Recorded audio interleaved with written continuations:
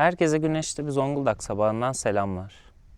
Bugün Şehri Keşfet serisinin 2. bölümünü çekeceğiz. Bugünkü rotamız Kuşkayası Seyir Terası'na gideceğiz beraber. Oradan Çayırköyü mağarası ve Roma Su Kemeri. Oradan da Filyos'taki Tios Antik Kenti'ni gezeceğiz. Arkamızda da güzel bir Ulutan Barajı manzarası var. Kuşkayası Seyir Terası'na doğru geçelim.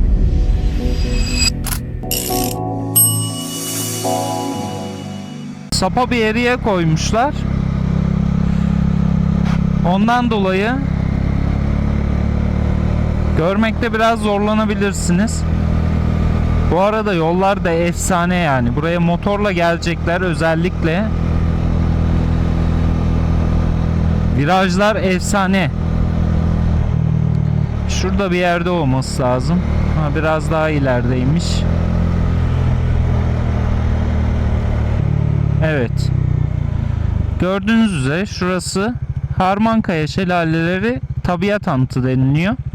Şurada da küçük bir tabelası var. Kuşkayası Seyir Terası. Yani buraya arabayla inmesi biraz zor olabilir. Çünkü toprak çakıllı bir yolu var. Gerçi ben geçen buraya geldiğimde birisi Clio ile gelmiş.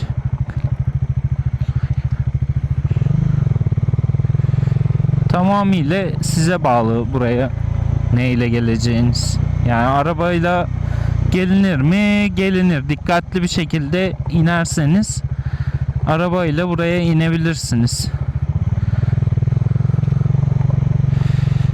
Taşlı bir yolu var. Çakıllı.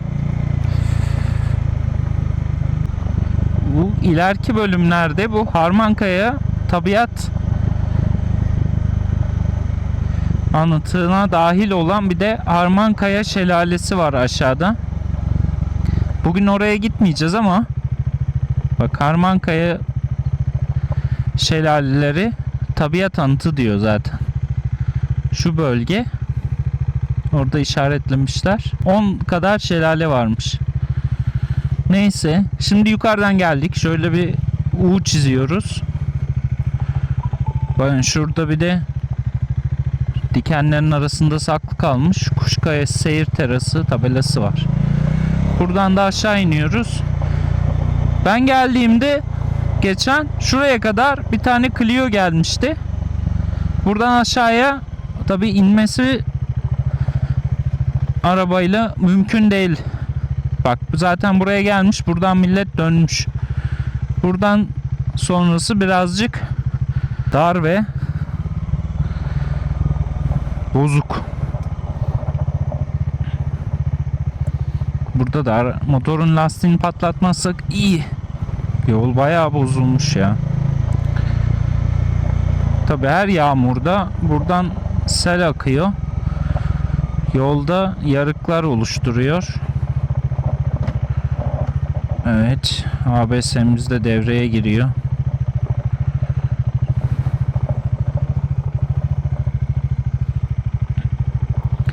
Evet, buraya kadar. Bundan sonrasını katırlarla devam edeceğiz. Buradan sonra da şöyle aşağıya doğru ineceğiz. Hemen zaten şurası. Kuşkayası Seyir Terası da. Şimdi kaskımı falan bırakayım. Terasa doğru geçelim. Evet, böyle bir yoldan. Böyle aradan geçiyor hep.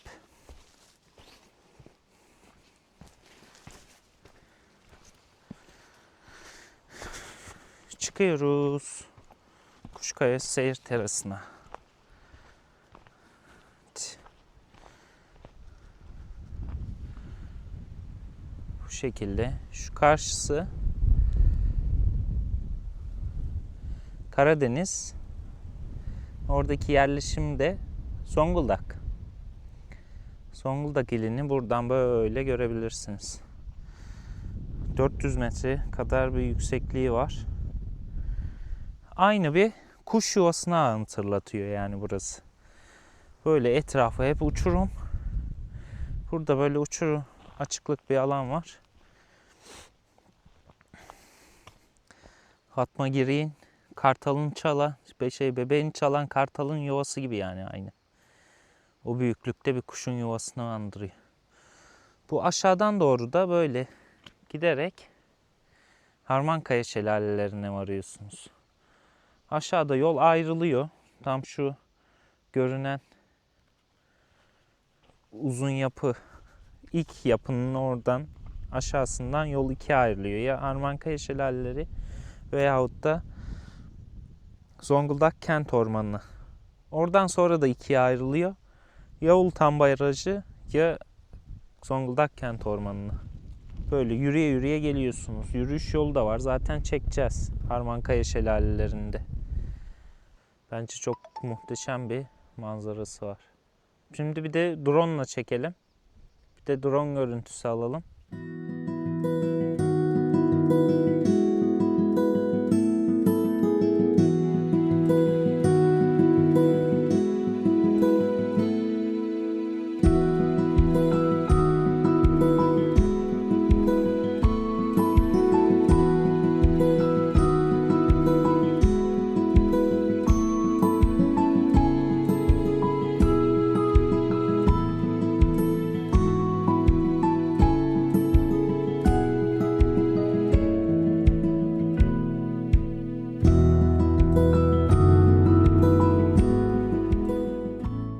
Motosikletimizin yanına geldik.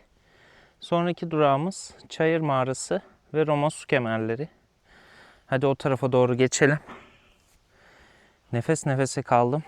Şu bayırı çıkarken. Çayır Mağarası'nda görüşmek üzere.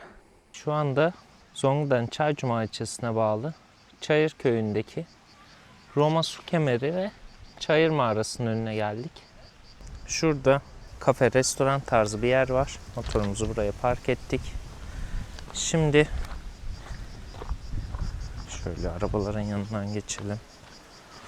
Bayağı da gelen var hafta içi olmasına rağmen. Şurada su kemerinin kalıntılarını görüyoruz. Buradaki su kemeri Antik Roma döneminde bir sonraki durağımız olan Tios Antik Kenti'ne, Filyos'taki Tios Antik Kenti'ne su götürmek amaçlı inşa edilmiş. Bu tespit edilebildiği kadarıyla bu su yolunun toplam uzunluğu 25 kilometre kadar. Yani buradan Tios'a kadar 25 kilometre gibi.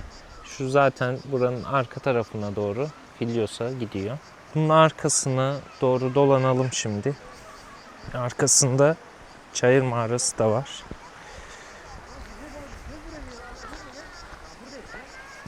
Bu hat boyunca kentin su ihtiyacını karşılamak amaçlı su kemeri, su yolu ve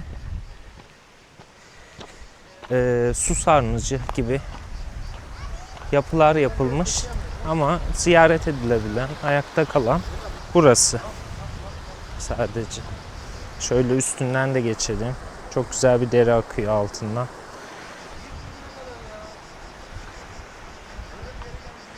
Buraya geldiğinizde şurada da oturabilirsiniz yani. Gayet güler yüzlü insanlar. Ben az önce sodamı içtim orada. Şimdi biraz çıktıktan sonra burada suyun toplandığı sarnıcı görüyoruz. Tabi dönem dönem belli tadilatlara uğramış. Bakın burada bir değirmen taş tarzı da bir şey var. 2 tane var hatta. Yani burası biraz daha güzel bir şekilde restore edilebilir ya bence. Çünkü gayet güzel bir yer. Buranın bu kuzey tarafında yine bir su kemeri var. Onun kalıntısı. Buraya gidemeyeceğiz tabii. Yolu yok çünkü. İleriye gidelim. Şu sarnıcın üstüne çıkalım bakalım.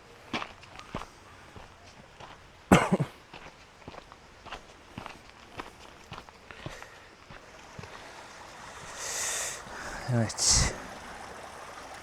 Buradan gelen su şu Çayır Mağarası'nın kenarından doğru. Şurası aslında Böyle taşlarla yapılmış bir su yolu. Şöyle ama taşlar şu an görünmüyor. İleride görünür biraz daha. Böyle geliyor ve bu sarnıcın içine doluyor. Buradan da şu aşağıda kaldı kemer. Kemerin üstünden doğru böyle su yolu vasıtasıyla aşağıya doğru gidiyor. Bakın su yolu falan görünüyor buralarda. Yani buraları aslında uygun restore edilebilir bence ya. Çok güzel bir ziyaretçi alanı olur yani burası. Şu halde bile bir sürü insan geliyor. Böyle ilerliyoruz. Şu su yolunun taşlarını göstermek istiyorum ama taş kısımlarını yani. Bakın bu su yolu Roma döneminde yapılmış. Bakın şurası taşlık. Görüyor musunuz? Taş bir su yolu yani aslında burası. İçi dolmuş olmasına rağmen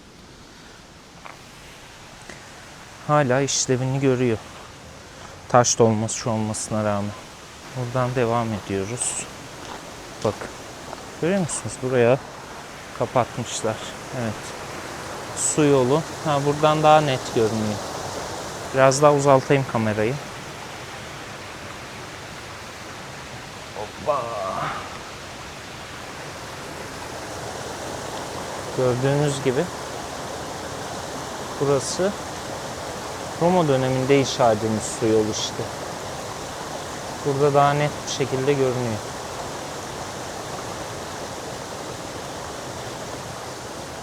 Roma hem Helenistik Roma döneminde yani Pagan Roma döneminde inşa edilmiş. Çıkalım. Mağara da gayet güzel bir mağara. İçinde botla falan gezildiği söyleniyor. İleriye doğru ama su akıyor mağaranın içinden. Girebildiğimiz kadarıyla gireriz bakalım. Mağaranın ağzı.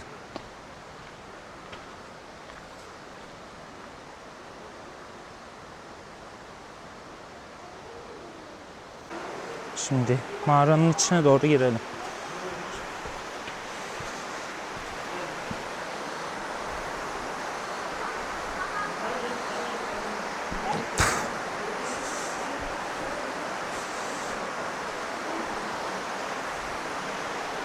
Acayip serin mağaranın içi.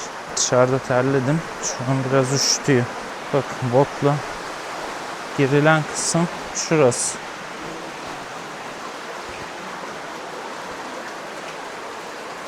Ne kadar görünüyor bilmiyorum ama az daha gideyim kaymadan. Böyle su akıyor. Şuradan doğru. Pek çekemedim orayı ama çıkalım yavaştan. İlkbaharda gelmiştik. İlkbaharda geldiğimizde şu çiftin durduğu yer falan suydu. Su akıyordu orada. Çıkarken dikkatli olmak lazım. Uygun ayakkabı giyin. Çünkü bayağı bir kayıyor. İçerisi soğuk ama acayip nemli. Çayır mağarası. Roma döneminde adam buradaki suyu ta götürmüş Filyos'a. O dönemin adıyla Tios'a. Tion, Tios. Değişik şeyler var. İsimler, telaffuz şekilleri. Çayır mağarasını ve Roma su kemerini çektik. Şimdi Tios'a doğru gidelim. Şu anki Filyos yani. Tios antik kentimize bakalım. Orası da Karadeniz kıyısında bulunan nadir Helenistik yapılardan biri. Yerleşimlerden biri. Oraya gidelim. Orayı da görelim ve bugünü sonlandıralım artık. Sonraki hedefimiz Tio.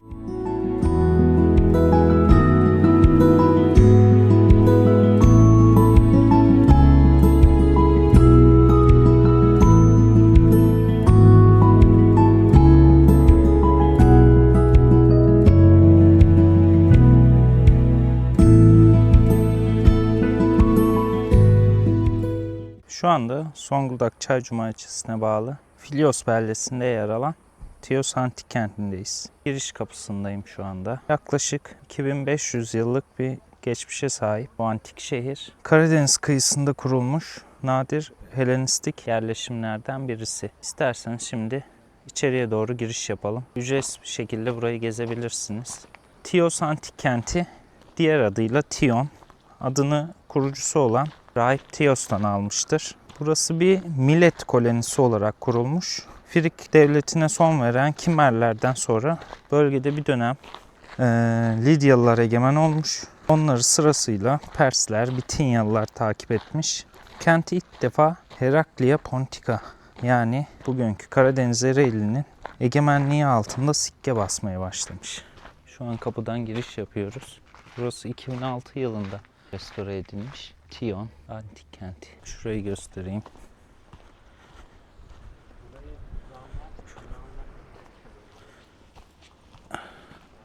Şuradan şöyle çıkalım. Şurası Filyos sahili ve Filyos kenti.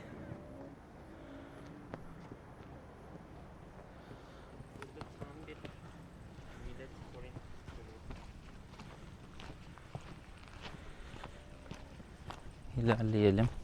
Kazılar da çıkarılmış. 2006 yılında buranın kazısına başlanmış. Halen daha devam ediyor. O dönemde çıkarılmış. Burada eserler var. Ne demiştik? Heraklia Pontica'nın egemenliği altında ilk defa burada sikke basılmış. Heraklia tiranı Dionysos'un ölmesiyle onun Pers asıllı karısı Amastris tahta geçtiği görülüyor. Amastris Zonguldak'ın ilk ve tek prensesidir. Son Pers kralı Darius'un soyundan gelmektedir. Darius da biliyorsunuz Büyük İskender'in yenmiş olduğu Pers kralı ve Perslere son vermiştir Büyük İskender. Milattan önce 70'li yıllarda kent Romalı general Aurelius Cotta tarafından Roma sınırlarına katılmış. Bizans döneminde de burası bir psikoposluk merkezi olarak kullanılmış.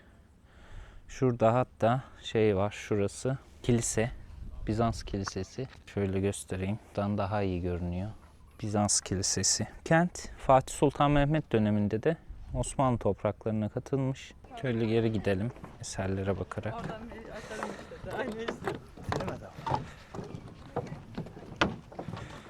Bugün de hafta içi ama bayağı da gelen olmuş yani. Şurası Bizans kilisesi. Bir de hamam var burada. Roma tapınağı. Yan tarafı Bizans kilisesi. Bu tarafta Roma tapınağı. Ben buradayım.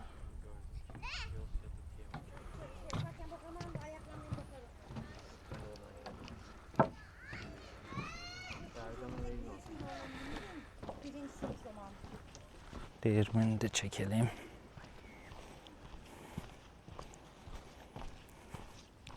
Bizans dönemine tarihlendiriliyor. Şu görsel fotoğrafı, şu da orijinali. Bakıyoruz. Evet. Alttaki taş döndürüyorlar. Alttaki taşlar arasına buğday kaçıyor ve un oluyor. Buranın önemli iki tane ismi var. Birisi kurucusu olan Tios, diğeri ise Amastris. Yani bugünkü Amasra'ya adını veren Amastris. Amasra'yı yeniden inşa eden ve Zonguldak'ın ilk ve son prensesi. Bu şekilde gezebileceğiniz alan bu kadar.